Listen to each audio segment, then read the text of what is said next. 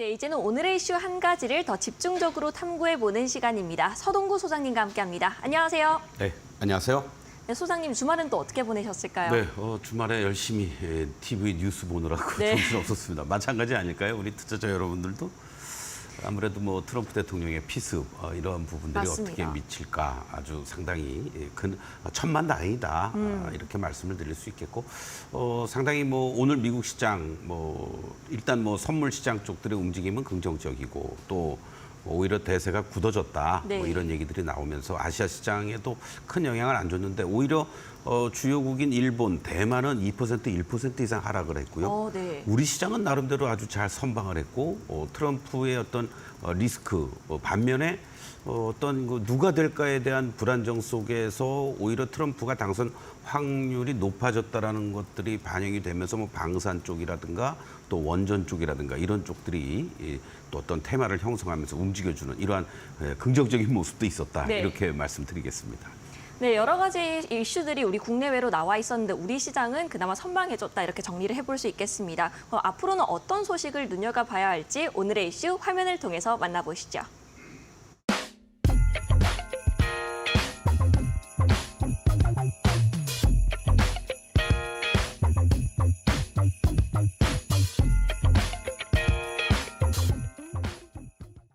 네, 오늘은 숫자로 보는 시장입니다. 오늘의 숫자는 17인데요. 오랜만에 숫자가 좀 작은 것 같아요, 소장님. 날짜죠. 17일. 아, 17일. 예, 뭐 원전 맞죠? 그렇습니다. 아, 네. 지난주 화요일 날이었죠. 뭐 우리가 체코에서부터 웨스팅하우스까지 이렇게 이제 뭐 특집 아닌 특집을 했는데 일주일 만에 이제 다시 또 기다리던 네, 17일입니다. 맞습니다. 17일 날 프라하의 봄 소식이 우리한테 좀 왔으면 좋겠는데 체코의 수도 프라하고 우리하고는 7시간 차이가 나죠. 네. 우리 시간으로 지금 오후 4시 6분인데 체코는 오전 9시 6분이 됩니다. 네. 그럼 만약에 17일 날 발표를 한다라면은 뭐 오전 10시 뭐 내각 회의를 통해서 결정한다. 우리 장 끝나고 5시 이후 시간의 마감 전에는 정상적이라면은 발표가 될 가능성이 있지 않을까. 네. 근데 일부에서는 또 이번 주 17일이 아니라 이달 말에 발표될 가능성이 높다. 뭐 이런 얘기까지 나오고 있으니까 진짜 뚜껑을 열어봐야 또 발표가 돼야만 우리가 확실하게 알 수 있는데 지난 시간에도 이제 한번 여러분들께 간략하게 말씀을 드렸습니다만은 원래는 이제 두코바니 원전 5기 하나만 하려고 했다가 3기를 추가해서 총 4기 규모 30조 원 규모인 이 정말 모처럼 만에 네. 장이 섰다 이렇게도 볼 수 있을 것 같습니다. 이 중에서 이제 순수하게 원전과 관련된 그 순공사비는 한 19조 5천억 정도 되는데요.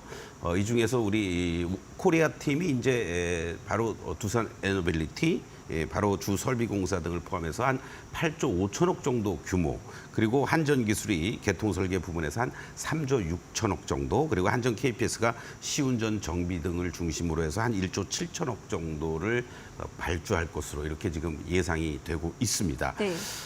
가장 그 큰 장점은 국내 원전의 가격이라든가 적기 공사 능력이 우위에 있다. 이런 점은 계속해서 우리의 장점으로 부각이 되면서 현지 언론에 뭐 홍보도 하고요. 아주 대대적으로 전 국가 차원에서 이번에 나토 정상회담에서도 윤 대통령도 뭐 체코 정상회담을 짧게 갖는 이런 어떤 일련의 과정들이었습니다만은 그 과정에서도 강력하게 또 협조 요청을 했다. 네. 뭐 이런 얘기까지 전해지고 있지 않습니까? 반면에 이제 이 부분들이 이 프랑스하고 이제 2파전인데 결국 정치 외교전 측면에서는 유럽 연합 소속인 프랑스가 좀 유리하지 않느냐 이런 보도도 나오고 있습니다. 아무래도 영국이 이제 브렉시트한 이후에 강력한 영향력을 행사하는 게 독일과 프랑스 아니겠습니까? 네.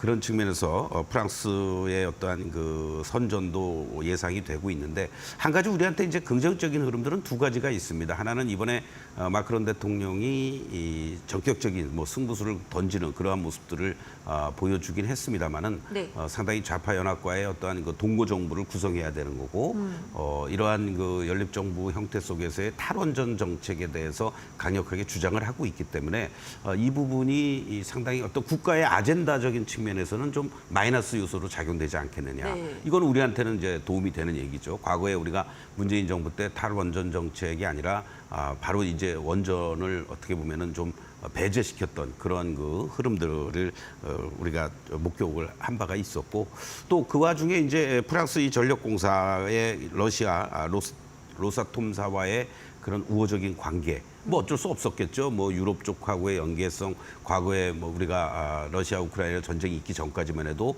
가장 강력한 경쟁력과 기술력을 가지고 있는 바로 원전의 러시아라는 측면에서 네. 봤을 때는 이러한 부분도 오히려 상당히 지금 현지 내에서는 여러 가지 정치적인 외교적인 그러한 또 안보적인 측면에서 우려를 나타내고 있다라는 거.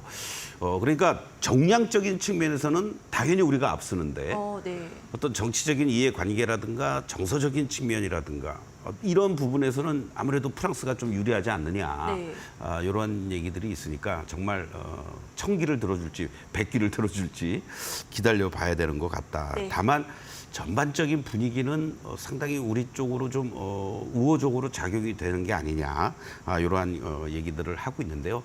아무래도 요즘 뭐 전 세계적인 인플레 속에서 공사비라는 부분은 무시 못하는 거 아니겠습니까? 네. 정치적인 그런 부분이 있다고 하더라도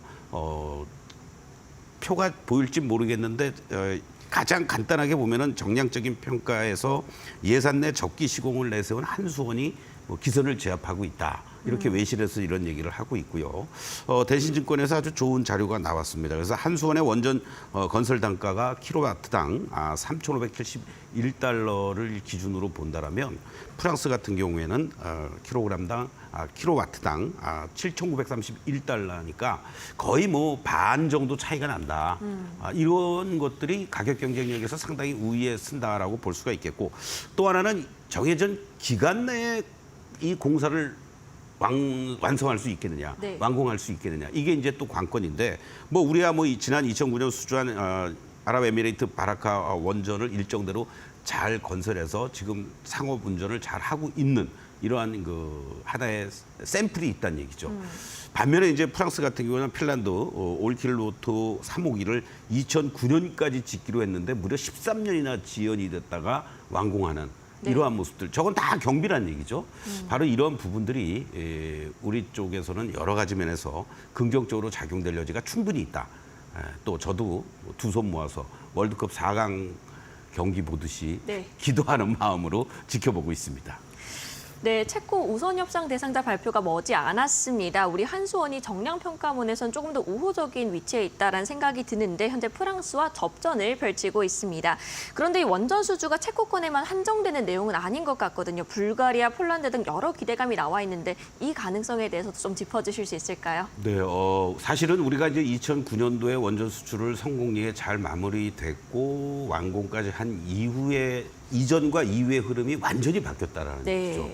바로 이제 이런 부분들이 전 세계적으로 2030년까지 저탄소 기조라든가 이러한 부분들이 있긴 했지만은 지난번에 이제 올해 3월 21일이었습니다. 이 벨기에 브뤼셀에서 엑스포를 통한 국제 원자력 기구 정상회의를 개최했는데 2030년까지 원자력 발전 용량을 현재 기준으로 했을 때 3배 이상을 확대하겠다라는 이런 이행하자라는 것을 확인하고 추인하는 그런 어떠한 회의였었다라는 얘기들이 나오고 있습니다. 2050년 탄소 중립 달성을 위한 원자력 설비 용량을 현재 기준 3배인 1160기가와트를 증설한다. 그런데요, 바로 이 786기가와트 원전 추가 건설이 필요한데 현재 발주 물량은 257기가와트에 불과하다라는 거죠. 그렇다면 기존에 아까 우리가 봤습니다마는 5개국 정도가 원전을 가동을 하면서 또 수주하고 생산 또는 증설할 수 있는 그런 기술력과 운용 능력을 갖고 있는 네. 걸 제외하더라도 전체적으로는 이러한 원전 수출 5개국을 제외했을 때 추가적으로 최소한도 257기가와트 그리고 또 현재 수입을 하려는 이런 어떤 국가들의 물량도 141기, 130기가와트가 대기하고 있다. 이론적인 걸 네. 수치상으로는 말이죠. 그러한 부분들을 감안한다라면 이 체코로 모든 게 다 끝난다. 이게 절대 아니라는 얘기죠. 네. 어떤 면에서는 21세기의 새로운 유럽 쪽에서 원전이 이렇게 시작의 어떠한 그 발걸음을 내딛는 게 아니냐 네. 이런 측면으로 여러분들이 좀 보시면 좋을 것 같고요. 이거 말고도 올 초에 우선협상 대상자로 선정이 됐었던 현대건설 불가리아 물론 웨스팅하우스가 이제 원전 시공 설계를 맡는 것으로 돼 있는데요. 바로 현대건설과 관련된 불가리아 원전이 대기하고 있고 네. 원래는 올 상반기 중에 하려고 그랬는데 하반기 정도로 늦춰지는 것 같습니다. 이 규모도 한 8조에서 7조 정도 된다라는 네. 얘기죠. 그리고 2026년도에 뭐 다 여러분들도 아시겠습니다만은 폴란드 원전 2기 수주 계약이라든가 2027년도 또 국내 원전 3기 설계 기자재 뭐 SMR도 추진하고 있는 이러한 부분들도 우리가 대기하고 있고 무엇보다도 지난 시간에도 말씀드렸지만은 결국은 껄끄러운 이 웨스팅하우스와의 어떠한 지적 소유권 문제 이런 부분들이 원만하게 해소가 된다라면 웨스팅하우스에서 수주했던 이 폴란드라든가 불가리아 원전 관련한 부품 공급도 우리가 기대가 되고 있는 거고요. 또 원전 건설 추가 연장이라든가 수출 확대를 통한 실적 개선세들이 앞으로 원전 관련한 그러한 종목들의 꾸준하게 이어질 가능성이 높지 않을까 이런 예상을 우리가 또 해볼 수가 있습니다. 결국 2030년까지 우리나라에서도 뭐 폴란드를 중심으로 네덜란드라든가 뭐 이탈리아, 루마니아 이런 유럽이라든가 뭐 사우디 뭐 이런 쪽을 중심으로 한 중동을 중심으로 10기 이상을 수출할 것을 목표로 하고 있고 네. 첫 발을 체코가 이제 시작이 된다라고 보시면 될 것 같습니다. 아까 이제 말씀드렸듯이 뭔가 전체적인 어떤 탈원전 시대에서 친원전 쪽으로 바뀌는 이러한 부분들이 가장 중요했던 것 중에 하나가 뭐냐면 바로 지난주에 했었죠. 미국이 초당적 입법을 통해서 원전 신고 허가법을 통과를 시켰습니다. 네. 그거는 공화당, 민주당 양당이 공히 이제 발의를 해서 국회에서 통과된 거를 바이든 대통령이 이제 서명을 하면서 친원전과 관련된 기존의 운영하고 있는 것 또는 폐쇄가 임박된 것들을 다시 재가동하기 위한 정비 작업이라든가 네. 그리고 신규 원전도 또 건설하겠다라는 이러한 어떠한 부분들도 그만큼 친원전 쪽으로 변화되는 모습을 보여주고 있다라고 볼 수 있겠고 또 샘 올트만 아시죠? 네. 뭐 챗GPT의 아버지. 네, 맞습니다. 샘 올트만이 이제 많은 부를 축적해서 투자한 회사가 바로 SMR 개발하는 설치하는 회사 아니겠습니까? 네. 그 회사를 통해서 SMR 추가적인 개발이라든가 건설을 통해서 앞으로 2027년까지는 AI와 관련된 뭐 데이터 센터든 전력이든 이런 부분을 바로 SMR을 통해서 구동을 하겠다. 이런 얘기까지 하고 있다라는 거죠. 그래서 뭐 새로운 신원전 SMR이라고 얘기를 많이 합니다만은 우리도 당연히 지금 뭐 지방에서는 시험 운영도 지금 추진을 하고 있고요. 네. 또 건설도 추진하고 있는 이러한 부분들에 있어서도 전반적으로 원전 관련주들은 체코 17일 날 만약에 발표해서 뭐 됐다 안 됐다를 떠나서라도 네. 올해 뭐 하반기 내년 앞으로도 우리가 2030년, 2050년 이러한 그 과정들 속에서 중장기적인 관점으로 접근해 볼 만한 그런 또 원전이라는 쪽과 국가 안보라는 차원 거기에 또 전력 설비 쪽과 같이 다 연계가 되는 거거든요. 네. 그런 측면의 어떠한 하나의 주도 섹터로서 여러분들이 관심을 갖고 봐도 큰 무리가 없지 않겠느냐 이렇게 말씀을 드리겠습니다. 네, 여러 국가들의 원전 수주 기대감 함께 살펴봤는데요. 이 원전하면 대선 관련 이야기도 빼놓을 수가 없을 것 같습니다. 사실 지난번에 이 트럼프와 바이든 대통령의 공통 수혜주로 함께 짚어주셨잖아요. 이번 피습 사건으로 인해서 트럼프 당선 가능성이 높아졌는데 이게 원전에 좋은 영향을 주는 건 맞나요? 네, 저는 뭐 당연히 긍정적으로 봅니다. 네. 방송국에 오면서 속보라든가 여러 가지 내용들을 봤는데 지금 이제 전당대회가 열려서 네. 18일 날 이제 트럼프 대통령이 수락연설을 후보자로서 한다고 하잖아요. 근데 네. 지금 참모들을 통해서 원고를 다 수정하라고 그랬답니다. 무슨 소리냐? 이제 자기가 됐다 이거죠. 그러면서 뭔가 화합의 메시지를 보내겠다. 그리고 정책적인 측면이라든가 이런 것도 그동안 뭐 강경 일본도의 그러니까 상대방의 어떤 행위 자체를 적극적으로 누르는 어떠한 그 정책들을 발표했다면 네.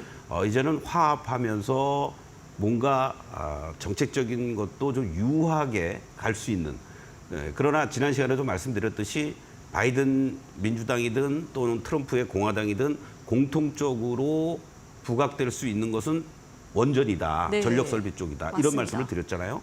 그런 측면에서 본다라면 뭐 이것은 뭐 민주당이냐 공화당이냐를 떠나서 바로 공통적인 분모고 바로 트럼프 대통령도 적극적으로 지지하는 그러한 부분이니까 상당히 좋은 또 흐름을 탈 수 있지 않겠느냐 이런 관점으로 접근하면 되겠고 문제는 이제 사실은 민주당 쪽은 신재생에너지 태양광 풍력 쪽이었죠. 네.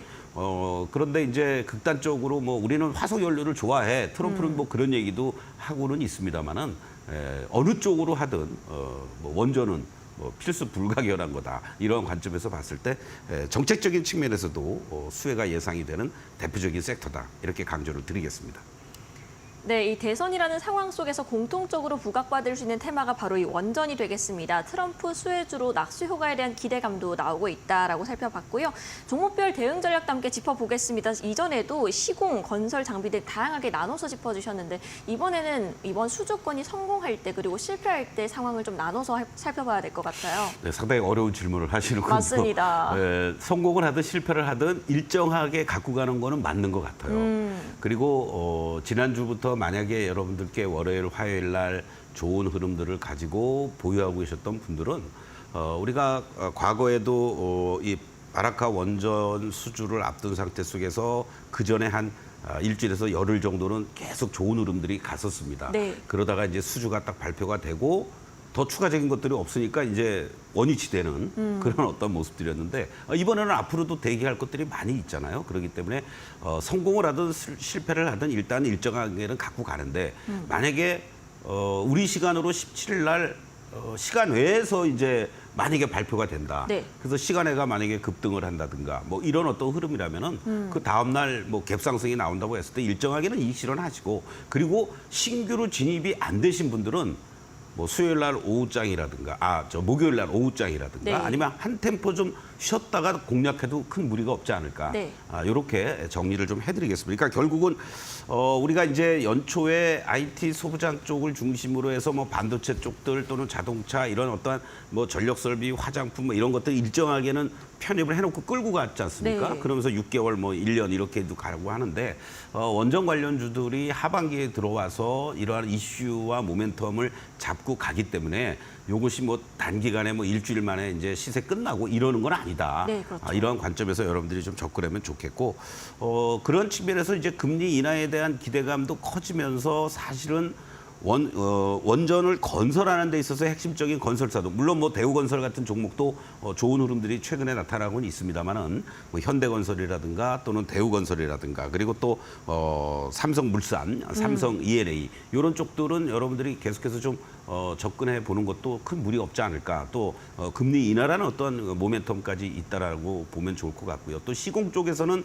한전기술과 두산 에너빌리티 여전히 긍정적인 흐름을 보이면 좋을 것 같고 주요 기자재 쪽에서는 BHI라든가 보성파워텍, 우리기술 그리고 운영정비 쪽에서 한전 KPS, 한전산업, 우진엔텍, 일진파워 이러한 종목들을 좀 여러분들이 적절하게 내 자산 규모라든가 또는 주가의 어떤 특성에 맞게 개별 종목들 좀 중소형 종목들 같은 경우에는 급등락이 아주 심하단 말이죠. 네. 그러한 부분들은 뭐 비중을 조금 적게 가져가면서 대응을 한다든가 뭐 두산 에너빌리티라든가 한전기술 같은 경우에는 좀 중장기적으로 밀릴 때마다 저가에서 매수하는 이러한 어떤 전략도 큰 무리가 없지 않을까 이런 말씀을 좀 드리면서 사실 두산 에너빌리티의 모습을 한번 여러분들 말씀을 좀 잠깐 차트를 보면서 네. 말씀을 드리겠습니다. 자, 지난 두산 에너빌리티 같은 경우도요. 사실은 지난 5월 28일 날 22,000원 고점 이후에 단기적으로 조정을 보이면서 이러한 지지와 저항의 어떤 움직임을 보여주었습니다. 그리고 바로 지난 주말이었었죠. 두산그룹의 지배구조 개편과 관련돼서 뭐 악재성 재료구나. 두산 에너빌리티는 이러면서 순간적으로 이렇게 급락하는 모습도 연출이 됐었습니다. 19,970원까지 갔다가 종가는 22,900원으로 끝났단 말이죠. 그러니까 지배구조 개편과 관련된 여러 가지 이러한 뭐 수혜와 막재가 있더라도 원전과 관련된 대장주 역할을 해주는 두산 에너빌리티 같은 경우 그러한 거에 여러분들이 당황하지 않고 만약에 저점에서 공략할 수 있는 타이밍이 됐었다면 아주 좋은 흐름이 될 수 있는 거죠. 바로 이제 그러한 관점으로 여러분들이 본질 가치에 좀 집중을 해주는 그런 어떠한 전략이 원전 쪽에서는 더욱더 필요하지 않겠느냐 이런 말씀을 좀 드리겠고 또 하나 이제 현대건설 같은 경우도요. 네. 사실은 제가 여러분들에게 현대건설도 관심 종목으로 좀 추천을 드리고 싶은데 워낙 주가의 어떤 움직임이 지지부진했습니다. 근데 어제하고 오늘하고 말이죠. 금요일과 오늘 이렇게 이제 거래가 실려주면서 지난번에 이 거래가 들어오면서 상승을 보였던 이 고점을 시도할 수 있는 돌파할 수 있는 어떤 그 움직임들도 지금 보여주고 있다라는 거죠. 이런 측면에서 본다라면 뭐 대우건설이 1등으로 움직여주고 있는 모습이지만은 현대건설도 지금 사실은 이제 PF 문제와 관련돼서도 이번 주 그리고 다음 주까지 여러 가지 어떤 정부에서도 구체적인 안들이 나오는 것 같습니다. 그래서 뭐 현대건설 같은 경우가 상대적으로 우위에 설 수 있는 그런 관점에서 본다라면 건설주 쪽에서도 원전과 관련되면서 건설주의 탑으로서 현대건설도 좀 관심을 가져도 좋지 않을까 이런 말씀을 좀 드리겠고 또 하나 이제 지난 시간에도 한번 말씀을 드린 바가 있습니다만은 바로 지금 현재 시점에서 한전산업이 원전주의 중소형 단에서는 대장주 역할을 해주고 있는 이러한 모습들을 보여주고 있습니다. 네. 상한가에 들어갔다가 결국은 17,000원을 넘어갔다가 이틀 동안의 하락을 좀 보였고 오늘 다시 한번 또 이렇게 올라오는 모습인데요. 특히 지난 금요일장에서 전 대표에 대한 횡령 배임과 관련된 얘기들이 나오면서 순간적으로 이렇게 14,000원도 이탈되는 그런 어떤 모습들이 나타났다가 종가는 돌려놓으면서 마감이 됐습니다. 근데 그 내용을 여러분들 보신 분들은 아시겠지만 이미 7월 4일 날 나왔던 내용이에요. 그러면서 혐의 없음, 공소 유지 몇몇 이러한 것들로 인해서 주가가 급등락이 연출이 됐고 마치 뭐 이것이 끝나는 듯한 그런 모습이 아니었다라는 거를 오늘 보여주는 거죠. 특히 한전산업이 이렇게 탄력적인 모습을 보이는 가장 큰 이유 중에 하나는 다른 여타 뭐 기자재 쪽이 됐든 중소형단들이 바로 요 2023년의 고점이라든가 또는 2022년의 고점도 쉽게 넘어가지 못하는 이러한 모습인데 이 한전산업 같은 경우에는 이미 2021년도의 고점권까지 근접해주는 그러니까 이 저항의 매물들을 다 돌파했다는 얘기죠. 네. 그렇기 때문에 이번 구간에서 한전산업이 바로 지난 2021년도의 고점을 넘어가는 흐름이 나와주느냐. 내가 이거는 단기간에 급등을 했기 때문에 공략하기 힘들지만 한전산업이 저 2021년도의 고점을 돌파하는 흐름이 나와준다면 다른 종목들도 따라 올라갈 수 있는 최소한도 2023년도 또는 2022년도의 고점을 돌파하러 가는 모습들이 나올 수 있다는 것도 참고하시면서 대응해 주시면 좋겠습니다.